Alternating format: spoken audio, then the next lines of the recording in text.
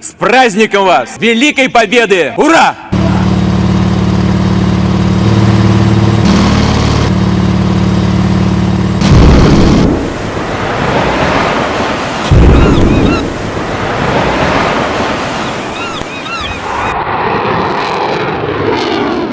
দর্শক, Russia Ukraine যুদ্ধের পর আরো দুইটি দেশও যুদ্ধ লেগে গেছে। ভয়াবহ কঠিন যুদ্ধ চলছে। এই অবস্থায় পারমাণবিক যুদ্ধের আশঙ্কা কতটুকু এবং কি ঘটবে পরমাণু যুদ্ধ হলে, এবং শেষ পর্যন্ত কি তৃতীয় বিশ্বযুদ্ধ শুরু হওয়ার মাধ্যমে পরমাণু হামলা করবে রাশিয়ার প্রেসিডেন্ট ভ্লাদিমির পুতিন? কি ঘটতে যাচ্ছে গোটা বিশ্বে এবং পরমাণু হামলা হলে কি কঠিন অবস্থা হবে গোটা বিশ্বের, এই সকল গুরুত্বপূর্ণ বিষয়ের বিস্তারিত থাকছে পুরো ভিডিওতে। ততক্ষণ পর্যন্ত আমাদের সাথেই থাকুন। প্রায় 3 বছর ধরে চলা রাশিয়া ইউক্রেন যুদ্ধ যেন হঠাৎ করে আরো বিধ্বংসী রূপ নেওয়ার আশঙ্কা তৈরি হয়েছে। বিদায় বেলায় মার্কিন প্রেসিডেন্ট জো বাইডেনের একটি সিদ্ধান্ত যুদ্ধের আগুনে ঘি ঢেলে দিয়েছে। বাইডেন সরাসরি দূরপাল্লার মার্কিন ক্ষেপণাস্ত্র দিয়ে রাশিয়ায় হামলা করতে ইউক্রেনকে সবুজ সংকেত দেওয়ার 24 ঘন্টা না যেতেই এ ধরনের হামলা করে বসেছে কিয়েভ। মস্কো বলেছে বাইডেন প্রশাসনের এই সিদ্ধান্তে তৃতীয় বিশ্বযুদ্ধের ঝুঁকি বেড়ে গেল,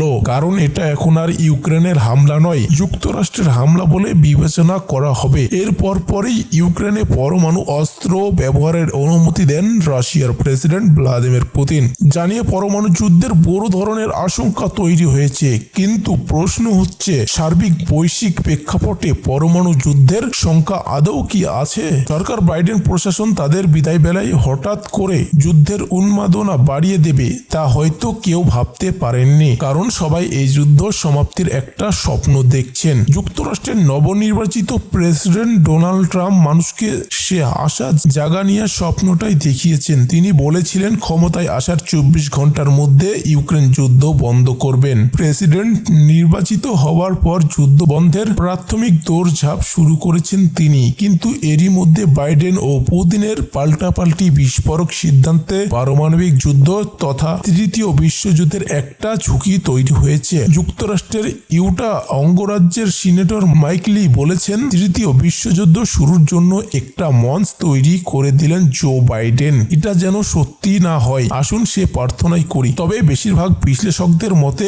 যুদ্ধের উত্তাপ বাড়লেও তা পারমাণবিক যুদ্ধ তথা তৃতীয় বিশ্বযুদ্ধ গড়ানোর কোনো ঝুঁকি নেই, কারণ সার্বিক বৈশ্বিক প্রেক্ষাপটে যুক্তরাষ্ট্র ও রাশিয়া কোনো পক্ষই এ ধরনের যুদ্ধের জন্য প্রস্তুত নয়। প্রায় 3 বছর ধরে চলা এই যুদ্ধ ও পশ্চিমা নিষেধাজ্ঞার কারণে রাশিয়ার অর্থনৈতিক ও সামরিক অবস্থা এখন আর আগের মতোই নেই। অন্যদিকে গাজায় 1 বছরেরও বেশি সময় ধরে চলা ইসরায়েলি আগ্রাসনের কারণে অনেক বেশি চাপে আছে যুক্তরাষ্ট্র। মোট কথা, গত 3 বছর ধরে যুদ্ধের মধ্যে দিয়েই যাচ্ছে বিশ্ব। একের পর এক যুদ্ধের কারণে দেশে দেশে প্রায় প্রতিদিনই যুদ্ধ বন্ধের দাবিতে বিশ্ব কোথাও না কোথাও বিক্ষোভ হচ্ছে।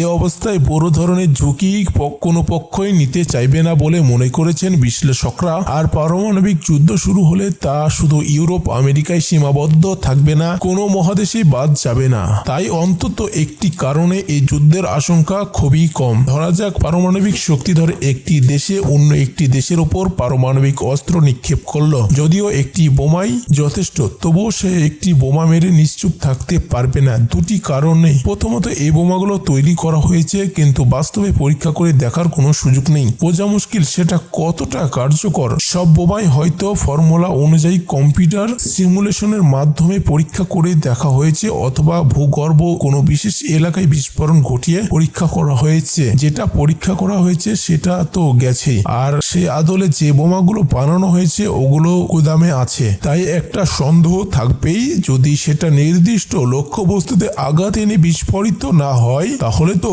পর মুহূর্তে তার দেশের ওপর ওরা পারমাণবিক বোমা ছুড়বে। তাই কোনো ঝুঁকি নেওয়া যাবে না। যদি পারমাণবিক বোমা মারতেই হয় তাহলে একের পর এক 5 থেকে 7টা ছুটতেই হবে।